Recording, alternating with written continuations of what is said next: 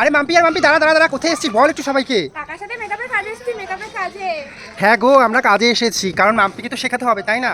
মাম্পিকে না শেখালে আমার হেল্প করবে কে? শেখাতে তো হবে, কিন্তু আমি বাড়ি থাকলে ও কোনোদিনও কাজ একটু আগ্রহ করে এসে শেখে না। এটা হলো কি ওর খুব খারাপ অভ্যাস। তো আজকে প্যান্ডেল দেখে বুঝতেই পারছো আজকে কোন অনুষ্ঠানে এসেছি।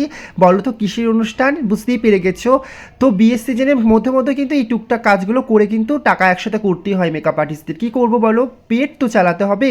তো যার জন্য এই অনুষ্ঠান তাকে দেখবে, এই যে দেখো কিছুতেই ছবি তুলবে না, কত নাটক। মা হওয়ার খুশি একটা মেয়ে ছাড়া অন্তত কেউ বুঝতে পারবে না যখন সে নতুন মা হয়। যাই হোক, খুশির মধ্যে খুশিকে তুলে ধরার জন্য তো সবসময় নিজেকে সুন্দর করে তোলার জন্য কিন্তু সাজগোজটা একটা মানুষের অবশ্যই প্রয়োজন।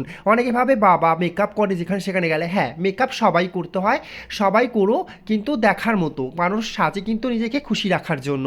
আর আমিও সবসময় বলি যে আমি যাদেরকে কাজ করে দিই তাদেরকে অন্তত একটুকু স্যাটিসফাই করে দিই যে তারা যে একটা মেকআপ করেছে সে যেন না বুঝতে পারে। স্কিন ফিনিশিংটা সবসময় স্কিন টোনের মধ্যে রেখেই কাজ করতে ভালোবাসি।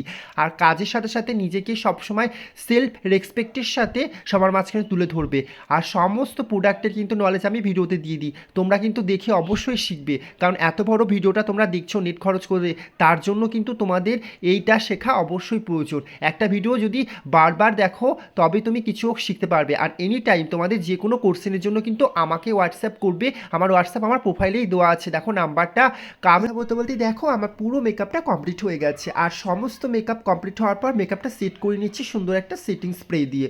তারপরে দেখো সুন্দর করে চলে এসেছে, মা লক্ষ্মীর মতো বসে আছে। কিন্তু দেখো কোলে যে আছে সে তো কিছুতেই ছবি তুলতে দেবে না। সত্যি কথা বলতে এই দেখো, বাচ্চা নিয়ে মেকআপ ক্যারি করা কিন্তু খুব বেশি একটা টাফে, কিন্তু তাও ও কিন্তু নিজেকে সুন্দর করে রেখেছে, সেটা ওর কাছে সব থেকে বড় ব্যাপার।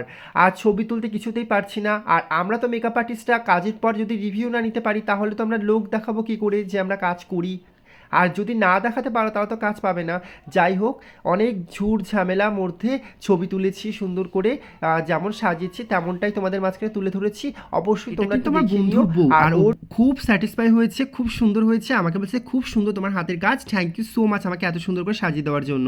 আর এই যে দেখো অভিনব ক্যাটার, এই ক্যাটারটা কিন্তু খুব ভালো। ছেলেগুলো তোমরা যদি কন্ট্যাক্ট করতে চাও এই যে সুজয় পালের সাথে অবশ্যই কন্ট্যাক্ট করে নাও। বেথুয়া থেকে কৃষ্ণনগর যারা যারা আছো নাম্বার আমি মেনশন করে দেবো আমি কমেন্ট বক্সে। আর কাজ করার পর সত্যি খিদে পেয়ে গেছে, তাই খেতে বসে গেছিলাম। বাপরে, খিদে পেয়ে গেলে আবার খেতে বসবো না এমন কোনো কথা হয়? বিয়ে বাড়ি হোক যেই বাড়ি হোক, আগে খাওয়া দাওয়া, তারপরে কাজ শেষ টাটা করে দিয়ে কিন্তু বেরিয়ে যাব।